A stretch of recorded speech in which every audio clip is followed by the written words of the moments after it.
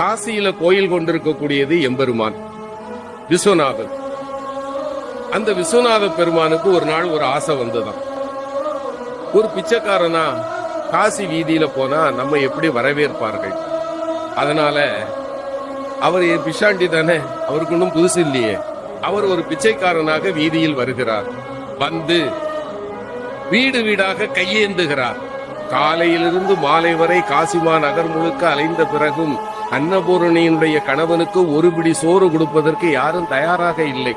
பசியால வாடிப்போன நிலையில் இருந்த எம்பெருமான் மாலை வேளையில் காசி நகரத்தினுடைய சாக்கடைகள் எல்லாம் சங்கமமாகின்ற பகுதி, அந்த பகுதியில போய் சேர்க்கிறார். அங்கே ஒரு ஏழை உட்கார்ந்திருக்கிறான். அவன் தொழுநோயாளி. அவனை சுற்றி 4 நாய்கள் இருக்கின்றன. அவன் வேலை என்ன தெரியுமா? காலையிலிருந்து சாயங்காலம் வரைக்கும் எங்கெங்கெல்லாம் அலைய முடியுமோ அலைஞ்சு அவனுக்கு உணவை கொண்டு வருவான். 5 பங்கு வைப்பான். தன்னை சுற்றி இருக்கிற 4 நாய்களுக்கு 4 பங்கு, 5வது இவனுக்கு. அப்படி 4 நாய்களுக்கும் கொடுத்து விட்டு இவன் சாப்பிட போகும்போது சிவபெருமான் போய் கை நீட்டினான். பசிக்குதுப்பான்.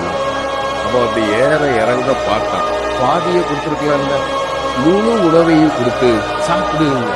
இறைவன் ஆதி போயிட்டான். பெரிய பெரிய மாளிகையினுடைய வீடுகள்ல கூட எனக்கு ஒரு பிடி உணவு கிடைக்கல. இவன் மொத்த உணவே இவ்வளவுதான். இவங்கிட்ட நான் யாருன்னு சொல்லிடணும். நான் யார் தெரியுமா? அந்த ஏழை சொன்னா ரொம்ப தேவையா? பசியை பற்றி எனக்கு தான் தெரியும்.